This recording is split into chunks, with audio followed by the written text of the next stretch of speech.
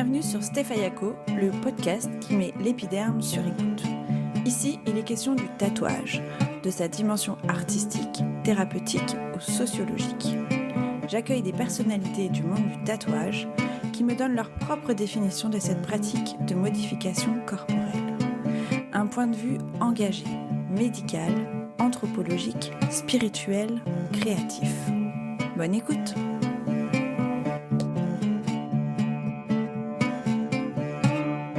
Le seul dessinateur intradermique de France. Autrement dit, un tatoueur, disons, légal. Combien de temps pour faire un tatouage?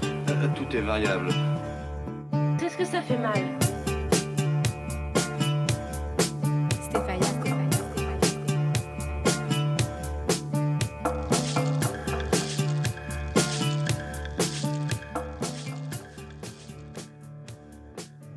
J'ai le plaisir de recevoir David du compte Insta Tenue Correcte Exigée. Il est directeur de restaurant, il a un look atypique et dans cet épisode, on a parlé d'apparence physique, de discrimination à l'embauche, de lookisme, de look atypique. Bonne écoute. Alors salut David, je suis très heureuse de te rencontrer et qu'on ait l'occasion de discuter ensemble d'un sujet qui me tient à cœur, c'est-à-dire de savoir comment concilier le travail et le tatouage et savoir comment on peut lutter contre les discriminations dans le milieu professionnel. Donc c'est des questions que je me suis moi-même pas mal posées au cours de ma vie professionnelle et notamment le premier tatouage que j'ai fait il y a à peu près 20 ans. Et puis ensuite pour des tatouages plus visibles. Ça attire toujours des regards un peu curieux ou choqués ou voire un peu méprisants parfois. Et on se demande toujours est-ce qu'on doit les cacher ou pas? Est-ce qu'on risque de me faire une mauvaise impression? Est-ce qu'on peut douter de mes compétences parce qu'on va s'arrêter sur une apparence physique que l'on juge? Voilà, c'est un peu les questions. Mais en tout cas, merci d'avoir accepté cette interview pour le podcast. Eh bien, bonjour, merci à toi de me faire participer à ce podcast. C'est un sujet qui concerne énormément de monde, beaucoup plus qu'on ne le pense. Et je suis ravie qu'on puisse en parler et qu'on puisse diffuser un message. Parfait. Je vais te présenter un petit peu. Tu es directeur de restaurant. Tu as un look un peu atypique. On reviendra sur le nom, enfin sur le mot, si c'est vraiment un mot qu'on peut utiliser dans ce cas. Et tu as créé le compte Instagram Tenue Correcte Exigée en 2019, donc pour lutter contre les discriminations liées à l'apparence physique en milieu professionnel, pour parler de ton expérience, pour partager aussi un peu le droit du travail sur le sujet et partager des témoignages. Exactement, c'est tout à fait ça, c'est bien résumé. C'est parfait. Merci à toi. On commence par ma petite question rituelle. Tout le monde y passe. C'est quelle est ta propre définition du tatouage?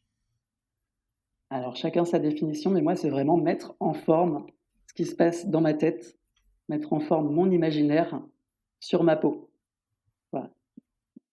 C'est un mode d'expression.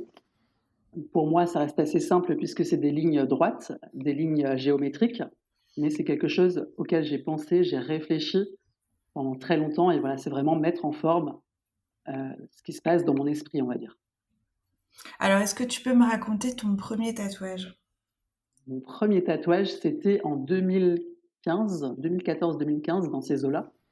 C'était sur les tempes, donc le visage. Donc pour un premier tatouage, c'est un peu, ça va faire un petit peu débat, parce que la plupart des gens pensent qu'on doit se faire tatouer d'abord le corps, les bras, les mains, avant d'arriver en dernière étape pour le visage.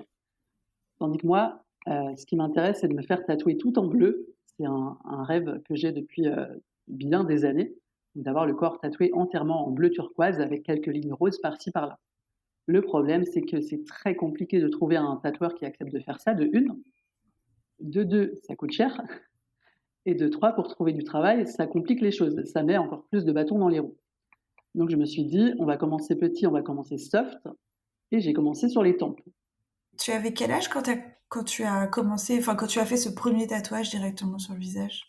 Alors je devais avoir 25-26 ans dans ces eaux-là. Ok. Et du coup, voilà, j'ai fait 2 lignes sur les tempes. J'ai fait une ligne rose, une ligne bleue, sachant que ça fait vraiment très mal à ce niveau-là. Pour moi, c'était une des pires douleurs.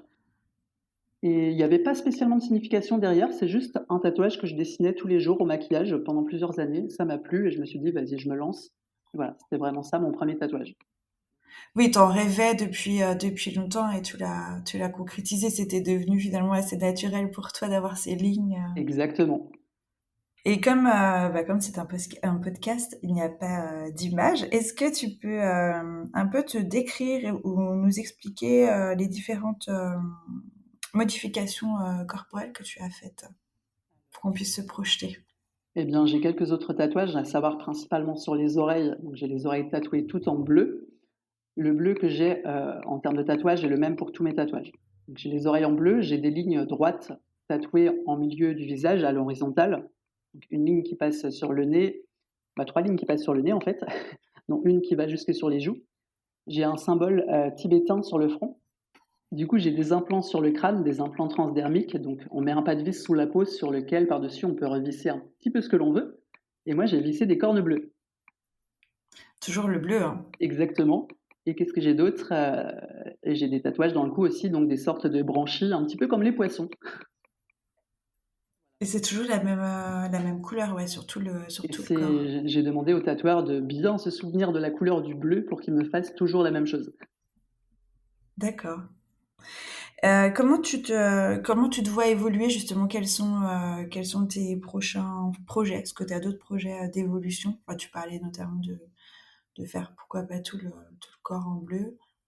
Voilà, alors la semaine prochaine, je vais continuer un petit peu les tatouages sur le visage, ajouter des lignes roses et des lignes bleues. Et ensuite, le but, c'est prochainement de faire tatouer les mains. C'est assez controversé aussi, mais j'aimerais bien avoir les mains toutes bleues. On va commencer étape par étape. C'est quoi ton idéal finalement? L'idéal, moi, c'est vraiment d'être tout bleu, de couleur un peu turquoise, avec des lignes roses ici et là, un peu partout sur le corps, des lignes un peu comme j'ai dans le cou, de façon branchie, d'avoir des branchies sur les bras, des branchies sur le torse, rose, et que tout le reste soit bleu. C'est un peu particulier, j'ai vu ça nulle part, enfin, c'est vraiment une réflexion qui m'est venue au fil des années, et moi, c'est le but. Et comment ça a été accueilli par ton entourage personnel et professionnel? Alors, l'entourage personnel, j'ai commencé vraiment à me dessiner tout ça sur le visage avec des crayons au départ. Pendant des années et des années, tout ce que j'ai sur le visage, avec de l'eyeliner, je le faisais tous les jours pour être sûr de vouloir me le tatouer. Mon entourage trouvait ça un petit peu ridicule. On me disait, tu trouveras jamais de travail. Qu'est-ce qu'on va dire de toi? Qu'est-ce que les gens vont penser? Enfin, toute la panoplie de commentaires auxquels on pense. Et puis, ils ont fini par s'habituer. Et le petit truc drôle, c'est que j'ai fini par les faire tatouer. Et j'avais tellement de compétences au final en termes de maquillage qu'il y a pas mal de personnes dans ma famille qui ne voient toujours pas la différence. Ils pensent toujours que je suis en train de me les dessiner avec de l'eyeliner. Donc certains ne sont pas au courant. Et ceux qui sont au courant, eh bien, finalement, ils se rendent compte que ça m'empêche pas de vivre, ça m'empêche pas de travailler. Donc on part d'une réaction négative à finalement une réaction neutre, ça ne les dérange pas. Oui, finalement, ils se sont à la fois habitués et ils sont revenus sur leurs préjugés, ils se sont rendus compte que voilà, ça va pas t'empêcher de vivre, ça va pas t'empêcher de travailler et que Exactement. si t'es bien comme ça les regarde pas trop, quoi. Voilà, exactement. Et au travail, c'est un peu plus compliqué. Alors moi, mon premier tatouage, je travaillais chez McDonald's. À la base, j'étais manager chez McDonald's et je l'ai fait sans leur demander leur avis. Il me semble qu'il y avait une clause qui disait qu'il ne fallait pas avoir de piercing, pas de cheveux colorés, pas de tatouage, etc. Moi, j'étais complètement à côté de la plaque, c'est-à-dire que j'avais autant des piercings que des cheveux colorés. Et un jour, je suis arrivé avec ces tatouages sur les tempes. J'ai vu les petits regards, mais voilà, j'étais déjà embauché, j'étais déjà là, je faisais mon travail, donc ils n'ont rien dit. Ensuite, j'avais un petit rituel, c'est-à-dire qu'à chaque fois que j'avais envie de changer de job et que j'obtenais ce fameux job, ou bien à chaque fois que j'avais une promotion en interne en entreprise, je rajoutais soit une ligne, soit un symbole entre les yeux, soit une oreille tatouée. C'était la petite récompense à moi-même.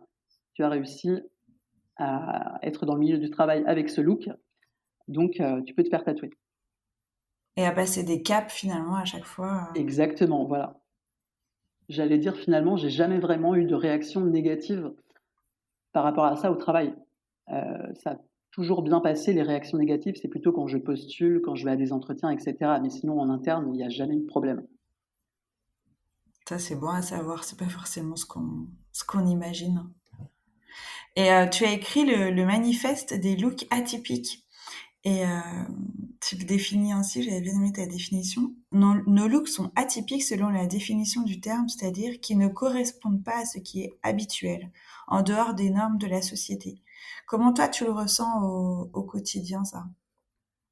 Alors, juste pour la petite histoire, j'ai écrit ce manifeste en référence à ce qui se passe au Brésil, où il y a une communauté très importante de personnes tatouées et modifiées qui travaillent dans la société, qui ont des emplois tout à fait classiques. Et ils ont créé ce qu'ils appellent le Dia do Orgulho Freak, le jour des fiertés freak.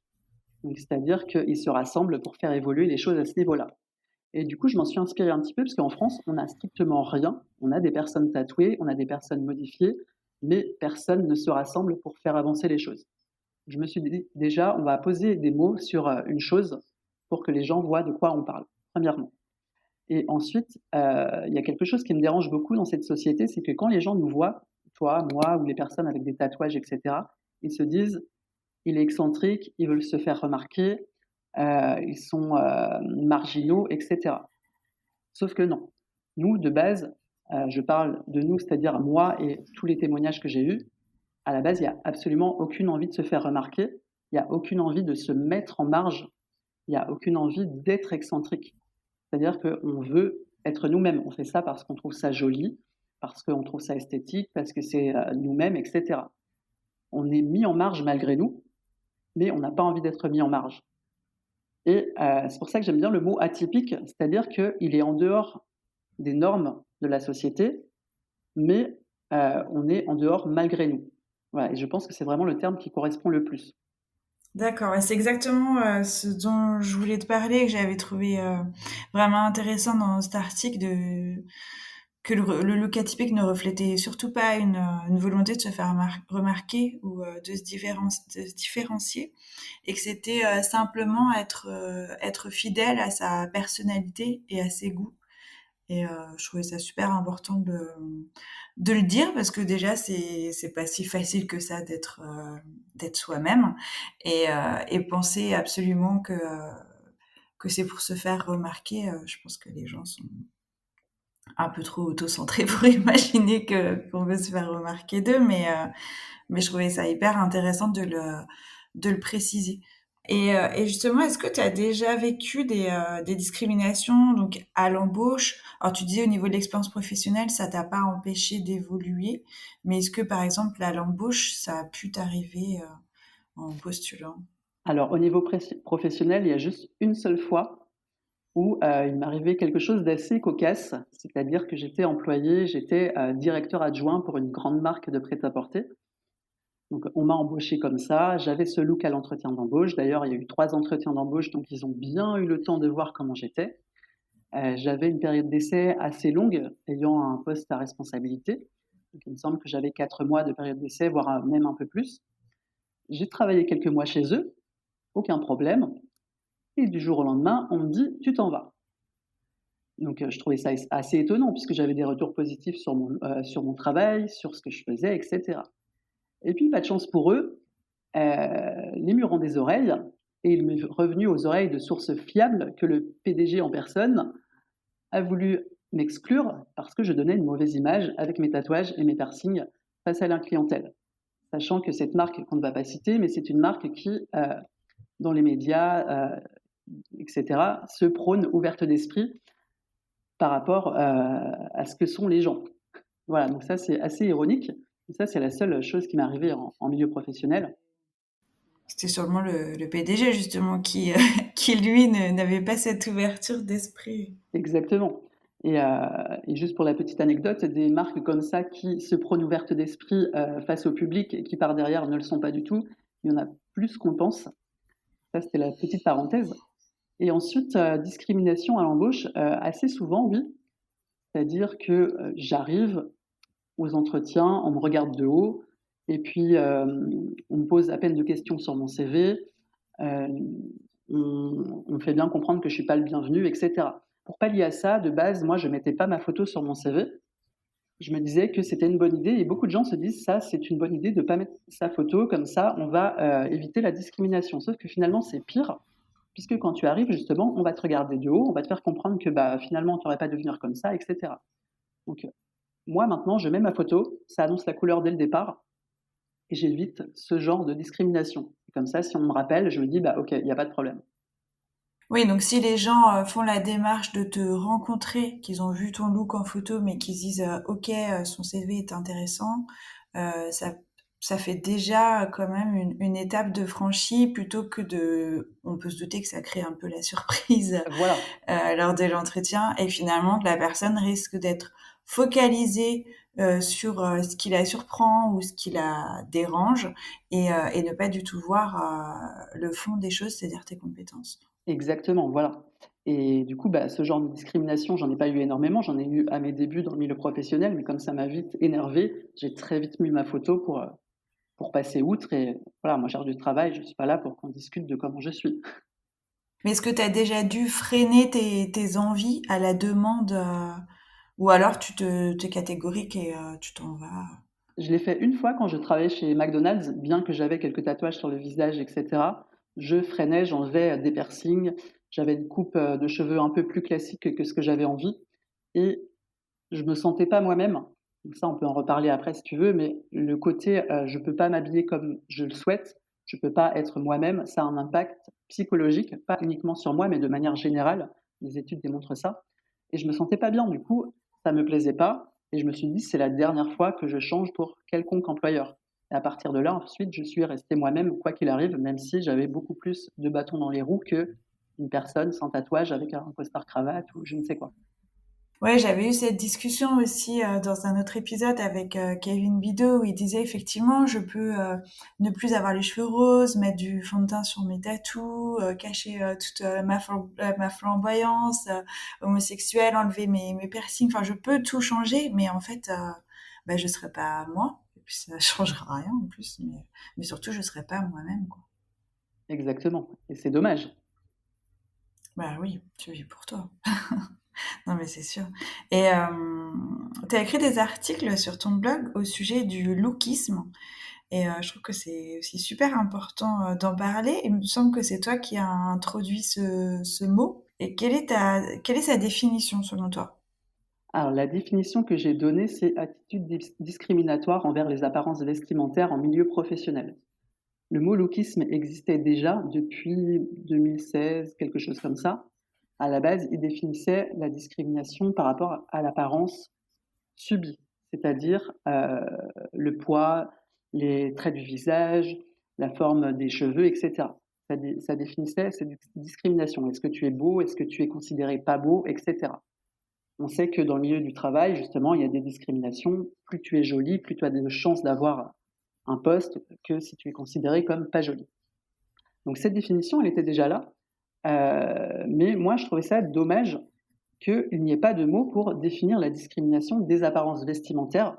Déjà, on ne parle pas du sujet et en plus, il n'y a pas de mots. Donc, quel meilleur moyen d'invisibiliser cette cause? Il n'y avait pas de mots, donc j'ai cherché, notamment avec l'aide de Kevin, à essayer de construire un mot, à inventer un nouveau mot, puisque c'est pas impossible d'inventer des nouveaux mots et de le faire passer dans le vocabulaire courant. Ça a déjà été fait, donc pourquoi pas. Et puis finalement, je me suis rendu compte qu'aucun mot n'allait, tout ce que j'essayais de créer, ça n'allait pas. Donc je suis tombé sur le mot lookisme, et je me suis dit, pourquoi pas lui rajouter une définition. Parce que ça aussi, c'est possible, je ne sais pas si les gens le savent, on peut rajouter des définitions aux mots, et à partir du moment où ça va dans l'usage courant, et où c'est officialisé, notamment au niveau universitaire, la définition devient officielle. Et du coup, je me suis dit, voilà, je rajoute cette définition, attitude discriminatoire envers les apparences vestimentaires, et je vais essayer de faire connaître ce mot et cette définition. où j'en parle pas mal sur les réseaux. Kevin m'a pas mal aidé aussi puisqu'il en a parlé dans des conférences, dans son livre, il me semble. Et voilà, la manière d'officialiser ce mot et cette définition, je pense que ça va déjà grandement aider un petit peu à parler du sujet. Selon toi, comment se manifeste le lookisme et quels sont les risques et les conséquences du lookisme? Comment ça se manifeste? C'est vraiment... Déjà, c'est quelque chose qui n'est pas pris du tout au sérieux. On nous dit, vous avez ce look. Donc, dans le look, je comprends à la fois les piercings, les tatouages, les vêtements et la couleur des cheveux. Ça englobe absolument tout. Donc, on dit, vous avez ce look, vous avez choisi d'avoir ce look, donc ne vous plaignez certainement pas d'être discriminé, que ce soit à l'embauche, mais aussi pour entrer dans des écoles, pour avoir un prêt à la banque, pour louer un appartement, etc. Donc, ces discriminations, elles sont là. Ce lookisme, il définit tout ça, mais ça n'est absolument pas pris au sérieux. Et quels sont les risques? Qu'est-ce que tu entends par quels sont les risques? Bah, justement, de discrimination, peut-être de marginalisation subie parce que c'est difficile de trouver un emploi ou d'avoir un crédit. Enfin, comme tu dis, c'est aussi des risques de se retrouver à la marge alors que c'était pas la démarche initiale. Exactement, voilà, on nous dit beaucoup, vous êtes des marginaux, ne vous plaignez pas d'être comme ça, mais en même temps, c'est ces personnes qui nous mettent en marge. Donc, je trouve ça dommage. Il y a un problème, mais en même temps, le problème, c'est vous qui le créez. Donc, nous, qu'est-ce qu'on fait dans ces cas-là? Nous, on a juste envie d'être nous-mêmes. On veut être inclus dans la société. On n'est pas des marginaux. On veut avoir du travail. On veut pouvoir louer des apparts. On veut pouvoir louer une voiture, etc. On veut vraiment être comme tout le monde. Et pourquoi on a une définition du lookisme qui est très bien acceptée, qui est socialement acceptée? La première définition, c'est-à-dire la discrimination par rapport aux traits physiques naturels. Pourquoi cette définition est acceptée dans la société, mais pas la deuxième définition? Pourquoi on n'admet pas qu'il est possible d'être discriminé par rapport à ses vêtements? Puisque c'est ça le sujet. On n'admet pas que tu puisses être discriminé. On te dit juste, c'est bien fait, tais-toi, hop, au suivant. Et c'est triste. Ouais, tout à fait. Je voudrais qu'on parle de ton compte Insta tenue correcte exigée. Dans quel but tu as créé ce compte?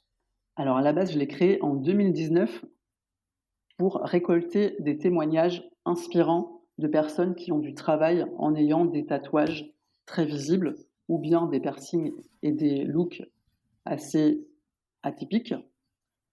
Et le but, c'était vraiment d'inspirer une communauté, d'inspirer sur Internet. Comme moi, j'ai pu être inspiré il y a très longtemps, il y a une vingtaine d'années, à travers diverses choses. Donc à la base, c'était vraiment ça. Puis ensuite, j'ai commencé à rédiger un petit peu sur l'actualité, ce qui se passe, les tenues correctes à l'école, les tenues correctes chez Air France, etc. C'était vraiment d'englober un sujet assez vaste dont on ne parle pas, que ce soit au niveau francophone, mais au niveau anglophone. Aujourd'hui, en 2023, on n'en parle toujours pas. C'est comme si le sujet n'existait pas. Et puis, ça me fait énormément plaisir parce que maintenant, en 2023, il y a énormément de gens qui me contactent pour me dire, bah voilà, grâce à tes témoignages, grâce à ce que j'ai pu lire, j'ai osé aller à un entretien d'embauche avec mes tatouages, j'ai osé ne pas mettre des manches pour cacher mes tatouages sur les bras, etc. Et finalement, bah, même si j'ai pas forcément été pris, je suis resté moi-même, j'ai gardé mes convictions, j'ai gardé ma personnalité, etc. Et ça, bah, voilà, moi j'ai voulu un petit peu inspirer et en même temps, là, j'ai un petit retour de bâton positif où je vois que ça fonctionne. Et je me suis dit, cette plateforme est nécessaire puisque moi, alors j'ai commencé à travailler il y a plus d'une dizaine d'années, mais à l'époque, c'était plus compliqué pour avoir des figures d'inspiration. Moi, ce qui m'a inspiré à l'époque, c'est il y avait une personne qui s'appelait Nafrayou, qui était très connue sur les réseaux sociaux. Elle avait un look extrêmement atypique, les cheveux rouges, des piercings absolument partout, les tatouages, on n'en parle même pas. Elle était très connue des réseaux et en même temps, elle était connue sur les émissions télévisées. Et cette personne avait un emploi en tant qu'assistante dentaire, donc un milieu très sérieux, entre guillemets. Et moi, je trouvais ça absolument fascinant. Cette personne m'a inspiré et j'avais une autre personne qui m'a inspiré. C'est une amie qui travaillait dans le milieu scolaire. Elle était directrice adjointe. Et pareil, elle avait un look extrêmement improbable, coloré, etc. je me suis dit, ces deux personnes m'inspirent, ça me motive à faire la même chose. Je crée quelque chose, je crée un CV, je crée un parcours professionnel et ensuite, pourquoi pas, inspirer les autres. Tu encourages plutôt les gens à être eux-mêmes, à rester fidèles à eux-mêmes. Exactement, je les encourage à s'inspirer les uns des autres, puisqu'on n'est pas tout seul dans ce bateau, en fait. On voudrait nous faire croire que nous sommes des marginaux, euh, des cas rares, par-ci, par-là, sauf qu'en fait, nous sommes beaucoup plus nombreux et nombreuses qu'on ne le pense, et en s'entraidant, on va faire bouger les choses plus facilement. Et voilà, je pense que c'est assez important d'aller dans cette direction-là. Complètement. Et alors, est-ce que tu peux nous dire ce que c'est qu'une tenue correcte? Enfin, que veulent dire les employeurs quand ils utilisent cette expression? Alors, il y a l'expression tenue correcte et tenue décente. Si on reprend la définition des mots, en fait, tenue décente et tenue correcte, ça renvoie aux mœurs, aux habitudes d'une société. Quand on dit une tenue correcte, c'est une tenue qui correspond aux habitudes d'une société sur l'instant T, à une époque, et dans un certain lieu géographique. C'est-à-dire qu'une tenue correcte en 2023 en France ne sera pas la même chose qu'une tenue correcte en 1920 en France, qu'une tenue correcte au Japon ou au Kenya, etc. Donc, en soi, une tenue correcte, c'est quelque chose de flou qui n'existe pas vraiment. Et deuxième chose, chacun a sa définition de ce qui est beau, de ce qui n'est pas beau. Donc ça, tout le monde en convient, mais chacun a également sa définition d'une tenue correcte. C'est pour ça que moi, je milite vraiment pour l'abolition de ce terme. Une tenue correcte, c'est quelque chose finalement qui est flou, qui veut tout et rien dire, dans lequel on englobe tout. Donc quand un employeur te dit il faut une tenue correcte, ok, ça veut dire quoi? Ça veut dire tout et rien. Et ça veut surtout dire que l'employeur impose sa vision d'une tenue correcte à autrui. Et je trouve ça assez incroyable. Et le mot tenue décente revient aussi beaucoup dans les conventions collectives, etc. C'est la même chose. La décence, c'est les mœurs. Les mœurs, c'est quelque chose qui est donné à un instant T, à un instant T géographiquement. C'est pareil, ça bouge, c'est fluctuant. Donc pourquoi imposer une tenue décente alors que ça ne veut absolument rien dire? Oui, finalement, les tenues qu'on peut penser professionnelles et la perception qu'on en a, c'est vraiment une construction sociale. Et, euh, et la beauté, comme on disait, la beauté est complètement subjective. Exactement. Et les normes le sont aussi. Voilà, et pour donner un exemple très concret, si on parle de la Renaissance, les gens voient très bien comment on s'habillait à la Renaissance avec des froufrous, avec des perruques, etc. Les gens travaillaient de cette manière. Voilà, la catégorie bourgeoise travaillait de cette manière, mais voilà, c'était correct pour eux. Tandis qu'aujourd'hui, tu t'habilles comme ça, on va te dire que c'est pas correct. Ça, c'est un exemple très, très concret pour montrer que ça évolue au fil du temps. Et si les gens arrivent à se mettre ça dans le crâne, pourquoi ils n'arrivent pas à admettre que ça évolue autant au fil du temps que ça évolue en fonction des personnes? Peut-être que toi, tu n'as pas la même définition d'une tenue correcte que moi, donc pourquoi imposer ce critère? C'est comme si on disait, je vais recruter en fonction de la beauté. Pour travailler chez moi, il faut être beau. C'est quoi être beau? Oh, c'est jamais dit, mais en vrai, il y en a qui le font. Hein. Alors, c'est jamais dit, c'est vrai, et ils le font aussi, mais on part déjà du principe que ça n'est pas dit et c'est déjà bien. Ils n'imposent pas sur papier et à l'oral ce fait. Ils Mais n'ont c'est pas le exactement la droit. même chose. Oui, ils n'ont pas le droit, ils n'ont pas le droit.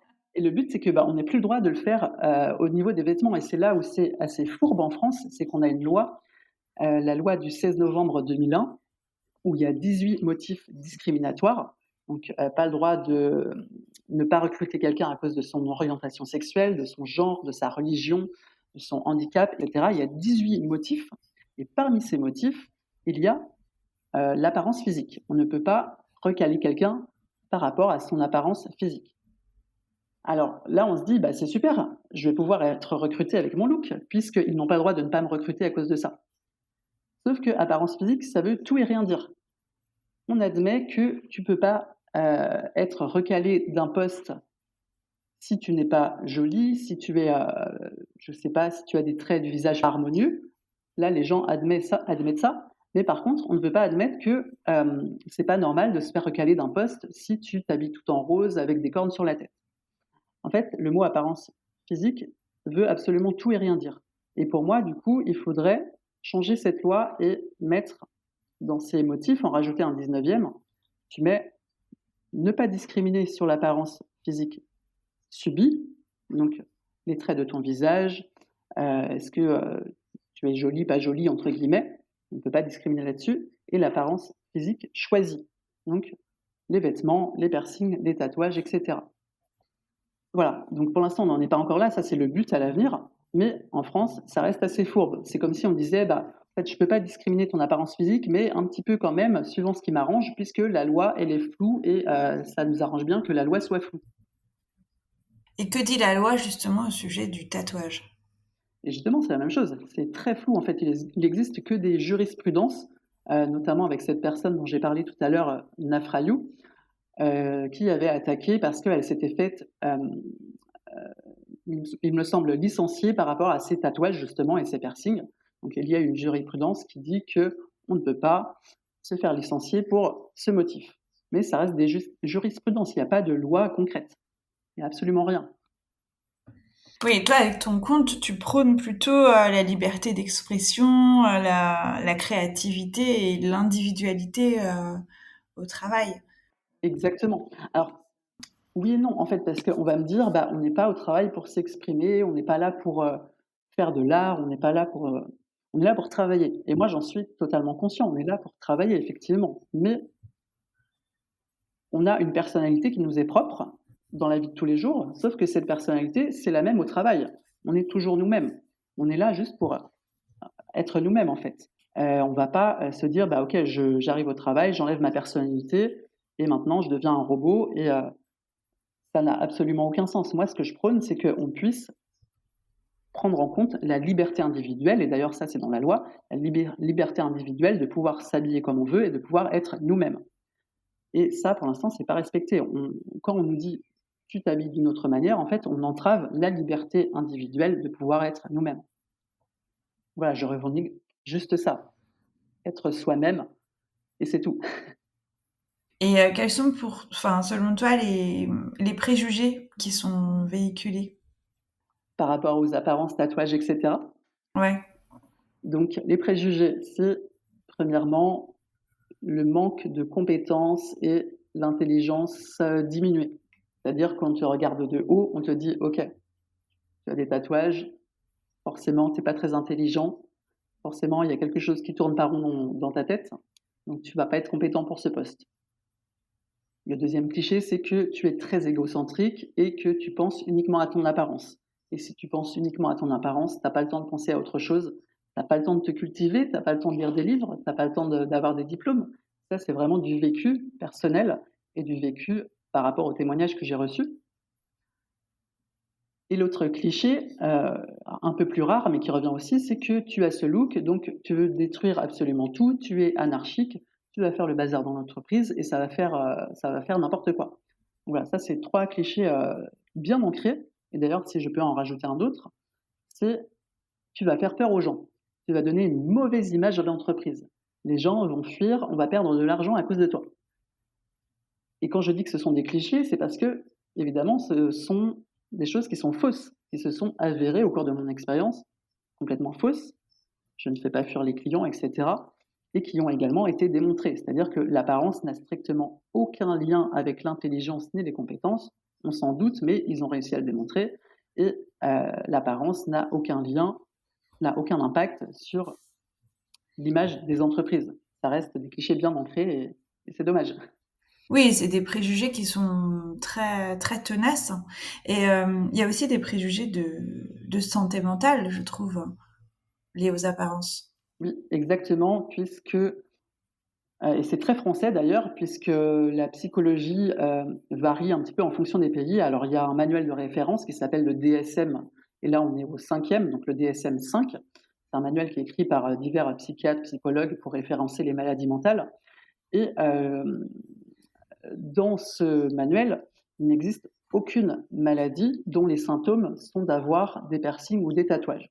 C'est-à-dire qu'en nous voyant, en mon apparence, en voyant ton apparence, on ne peut scientifiquement pas se dire « Ok, elle a des tatouages, donc forcément, elle est dépressive, forcément, elle a telle ou telle maladie mentale. » Ça, c'est les faits, ça, c'est la réalité.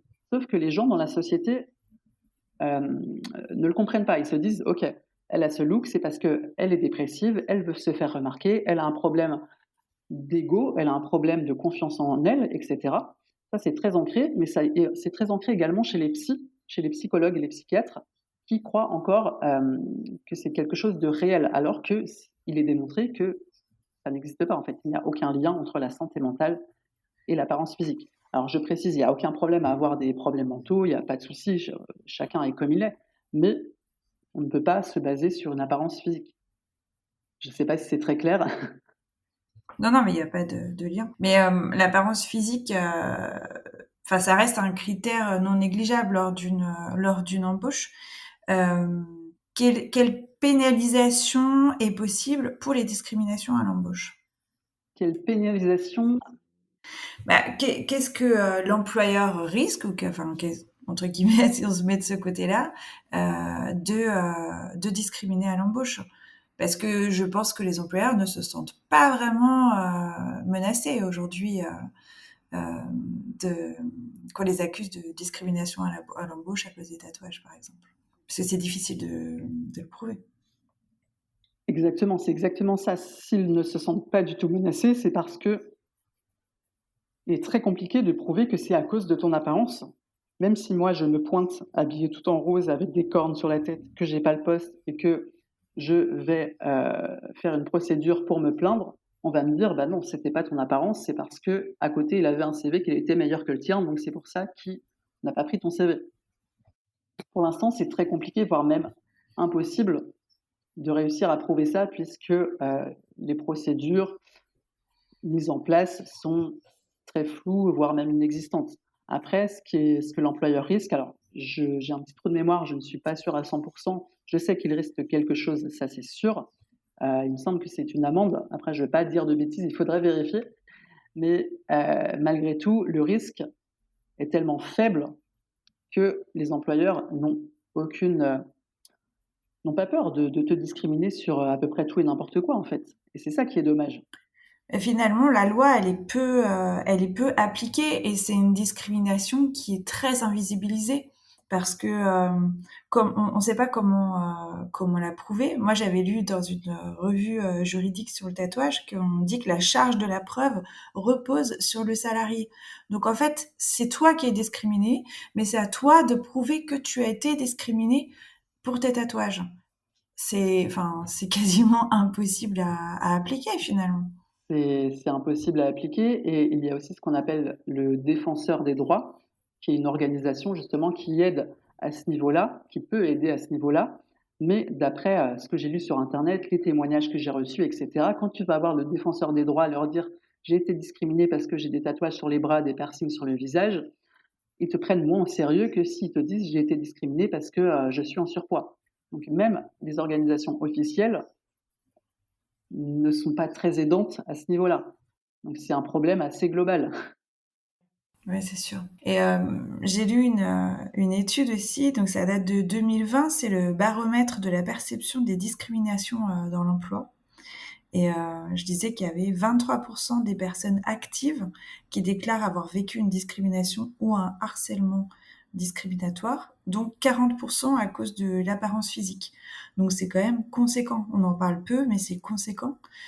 Comment on peut lutter contre ça finalement?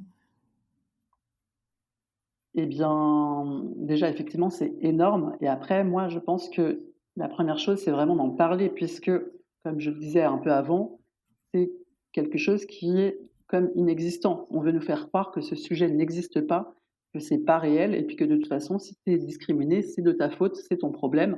Donc en fait, c'est pas vraiment de la discrimination, tu l'as juste bien cherché. Donc pour moi, le premier pas, c'est déjà d'en parler, de se soutenir. Je disais, on peut s'inspirer les uns des autres, mais aussi s'entraider les uns les autres. Donner des conseils, tu vois, moi j'ai du travail, maintenant je peux me permettre de donner des conseils aux autres pour avoir justement un emploi en ayant un look atypique, et j'estime que tous ceux qui sont dans mon cas devraient faire la même chose. On est là pour s'inspirer, Et justement, en créant une sorte de communauté, en montrant que nous existons, puisque nous ne sommes pas rares, des personnes comme nous, il y en a énormément, eh bien, c'est comme ça qu'on va réussir à faire monter le sujet, à se faire entendre et pourquoi pas à faire bouger les choses. De toute façon, tous les combats ont commencé comme ça, ont commencé très faibles pour ensuite s'agrandir. Complètement. Ah oui, puis on est toujours plus fort quand on est en collectif. Mais j'ai l'impression qu'il y a quand même j'ai l'impression qu'il y a quand même un gros décalage entre la démocratisation du tatouage d'une part, notamment ces 10 dernières années, et la perception dans le milieu professionnel.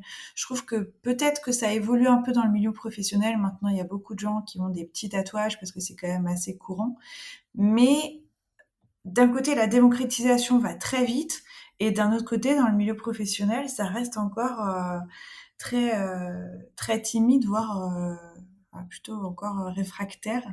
Voilà, je voulais savoir ce que tu en penses. Je trouve qu'il y a un gros décalage. Exactement. Alors, j'ai pas les chiffres en tête, mais effectivement, ces dernières années, le tatouage est en évolution exponentielle, notamment grâce aux réseaux sociaux. Et il faut se dire que ces personnes, généralement, voilà, moins de 30 ans, entre 18 et 25 ans, qui se font tatouer, sont les futures générations d'employeurs. Donc, effectivement, il y a pour l'instant un décalage. On ne voit pas encore autant de personnes tatouées au travail qu'on aimerait. Mais avec le temps, les futurs employeurs seront des employeurs tatoués. Donc déjà, première chose, ça va forcément évoluer. Ça, on y va, qu'on le veuille ou non, on y va. C'est bien, c'est positif déjà. Exactement. Et puis, autre chose que je remarque, alors déjà, les tatouages sont plus acceptés dans certains milieux, dans la vente, dans le prêt-à-porter. Voilà, j'ai pas tous les exemples en tête, mais on va moins voir de personnes tatouées dans une banque ou dans les assurances, tu vois. Et ce que je trouve dommage, c'est que j'ai constaté, alors peut-être que ce que je vais dire va faire débat, mais c'est que je vois beaucoup de personnes se diriger vers le milieu du tatouage ou du piercing, au milieu de l'art, par dépit, et se disent, OK, bah, moi je suis tatoué, j'ai ce look, je ne vais pas réussir à trouver ailleurs, donc je vais me diriger vers le milieu du tatouage. Et pour avoir discuté avec des personnes, c'était un peu par passion, mais aussi quand même un peu par dépit. On se dit, bah, je ne vais pas trouver ailleurs, donc je vais dans ce milieu. Et c'est dommage, faire tatoueur, perceur, artiste par passion, c'est très bien, mais par dépit, je trouve ça triste. Et en plus, c'est pas forcément non plus très ouvert, autant ouvert qu'on le pense dans le milieu du tatouage. Personnellement, pour avoir voulu être tatoueur il y a 15 ans, ayant démarché pas mal de tatoueurs, bah, je me suis fait recaler pas mal de fois aussi. Donc moi, je pense que plutôt que de se dire, bah, j'ai ce look et bah, tant pis, je vais pas me battre et je vais essayer d'aller là où on va m'accepter un peu plus qu'ailleurs, bah, justement, soyez fiers de qui vous êtes et essayez d'enfoncer des portes pour aller là où vous voudriez être. Et moi, c'est quelque chose que j'aime bien dire, et c'est une réalité d'ailleurs, c'est que j'aime bien être là où on ne voulait pas de moi au départ, avec mon look. Puisque au final, maintenant, avec le recul, le métier de tatoueur, j'aurais beaucoup aimé. De base, c'était un peu une passion aussi, mais finalement, pour moi, c'était aussi par dépit. Et je suis très content de ne pas avoir fait ce métier et d'être plutôt là où je suis, à diriger des restaurants maintenant. Oui, tu es content d'avoir persévéré et de peut-être prouver à toi-même et aussi beaucoup aux autres que c'est tout à fait possible d'avoir le métier que tu as choisi euh, avec le look que tu as choisi et que c'est pas incompatible. Exactement, et ça le prouve aussi à mes collègues. Et des collègues, j'en ai eu beaucoup puisque j'ai fait beaucoup d'entreprises. En tout, j'ai fait une dizaine d'entreprises. Mais ça le prouve aussi aux clients puisque je suis en contact client toute la journée, en permanence. Et les gens voient bien que ben, je ne suis pas incompétent. Quand je leur parle, je vois leur sourire, parfois je vois leur petit regard étonné, mais je n'ai jamais eu une seule fois en 10-15 ans de commentaires négatifs me disant bah, j'ai pas envie d'être servi par vous. Maintenant, je suis plus serveur, mais j'ai pas envie d'être encaissé par vous ou quoi que ce soit parce que vous avez ce look. C'est un cliché quand on se dit ça va faire fuir la clientèle. On n'est pas au Moyen Âge. Clairement. Mais il y a quand même des entreprises qui interdisent les tatouages. Alors, je sais pas si c'est encore d'actualité, mais j'ai pas trouvé une information récente, donc peut-être que c'est toujours actuel, que la compagnie Air France a un manuel des règles du port de l'uniforme et qui disait les tatouages et les piercings visibles ne sont pas autorisés, y compris le piercing sur la langue, donc un peu visible, mais pas trop. Donc il y a quand même cette interdiction. Puis j'ai vu aussi quand c'était en 2022 la compagnie aérienne Virgin Atlantic est devenue une des premières compagnies dans le monde à autoriser son personnel de cabine à afficher ses tatouages. Ça paraît complètement fou dans ce milieu, même si en vrai c'est normal. Même si ils continuent à interdire les tatouages au visage et au cou. Bon, on avance, mais pas trop vite non plus. Euh, c'est étonnant, il y a quand même des corps de métier où ça reste complètement prohibé. C'est vrai, c'est dommage et ça évoluera plus lentement dans ces milieux. Après, je pense qu'on y viendra quand même, parce que, toujours pareil, grâce à Tenue Correcte Exigée et grâce à mon expérience, j'ai pu rencontrer des gens qui travaillent dans des milieux assez improbables, malgré tout, avec des tatouages très visibles, voire des piercings, des cheveux colorés. Notamment une personne qui est comptable, une autre personne qui est professeure dans un lycée, une personne qui est assistante dans une banque avec des tatouages. Donc, ces personnes sont très rares, mais elles existent. Et je trouve ça génial puisque en existant juste en étant eux-mêmes dans leur travail, ils montrent que c'est possible. Et du coup, ça met une graine dans l'esprit à la fois des employeurs, mais des autres gens qui se disent, bah, moi aussi, je vais essayer de faire pareil. Donc, pour l'instant, j'allais dire c'est les prémices, mais on avance. Mais justement, est-ce que c'est une réalité bien française? Est-ce que tu as eu des témoignages d'expériences à l'étranger? C'est super français cette réfraction aux apparences atypiques. On est vraiment très rétrograde. Dans d'autres pays, alors moi j'ai pas beaucoup voyagé, mais de tous les témoignages que j'ai eus, il y a des pays, notamment les pays anglophones, où c'est beaucoup plus ouvert. Je me souviens du témoignage d'un collègue qui a vécu en Australie pendant quelques années. Il me disait qu'il avait été super étonné, agréablement étonné de voir son banquier avec des tatouages sur le visage. En Nouvelle-Zélande aussi, j'ai une amie qui a voyagé en Nouvelle-Zélande et me disait, bah, en fait, ici, les gens avec des tatouages absolument partout, c'est pas du tout rare, c'est même presque la norme. Et voilà, je ne suis pas un expert dans ce qui se passe dans les autres pays, mais visiblement, d'après ce qu'on raconte, que ce soit sur Internet ou par le bouche à oreille, on est vraiment bien en retard. Ouais, ne serait-ce qu'à Londres, pour rester dans l'Europe, c'est déjà flagrant de voir des personnes qui peuvent être très tatouées, très percées, avec une tenue, pour le coup, classique, mais des métiers vraiment Exactement. en contact clientèle sans problème. Et alors, je sais qu'il y a quelque chose qui se prépare. Est-ce que tu as des projets avec Tenue Correcte Exigée? Oui, alors ça fait 1 an et demi à peu près que je suis en train d'écrire un livre où je parle de tous les sujets liés à l'apparence en milieu vestimentaire. Donc, j'essaie de rassembler ça sous forme de chapitres, de faire quelque chose de pas trop long. Et j'aimerais beaucoup publier ça de manière indépendante. Et puis, le deuxième projet, c'est que là, j'ai fait beaucoup de récoltes de témoignages par écrit. J'ai moi-même beaucoup rédigé d'articles, que ce soit sur mon blog, pour d'autres blogs un peu plus inconnus ou bien pour l'Instagram. Maintenant, j'aimerais passer par l'oral et plutôt faire des vidéos, c'est-à-dire me filmer avec des personnes qui ont des looks atypiques dans le milieu professionnel, leur poser des questions et publier ça. Maintenant, les choses marchent beaucoup plus par le visuel à notre époque et je pense me lancer là-dedans.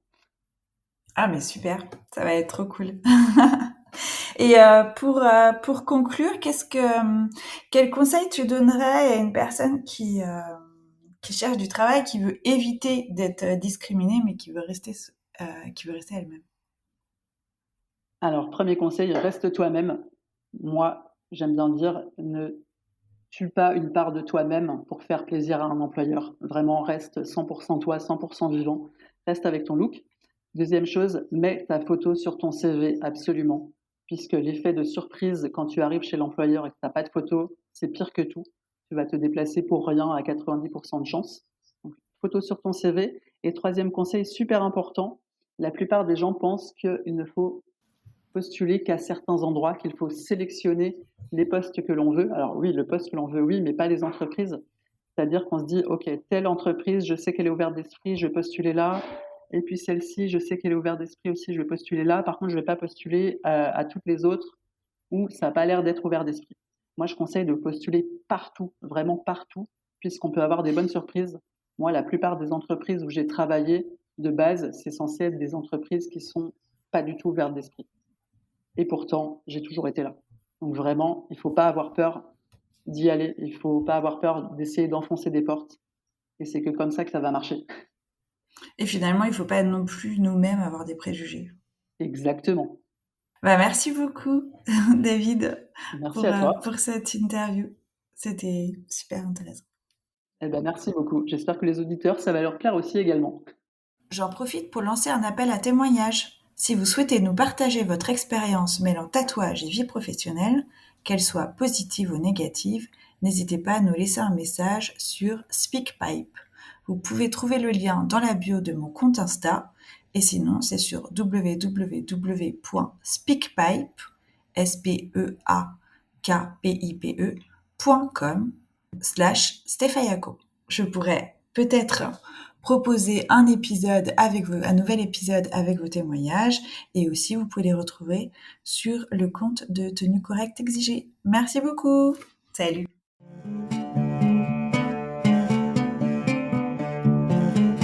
Ça vous a plu ?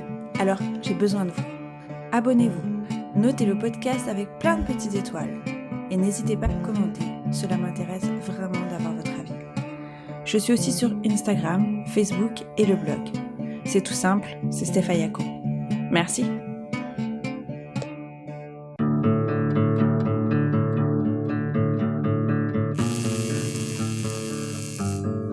Stefayako.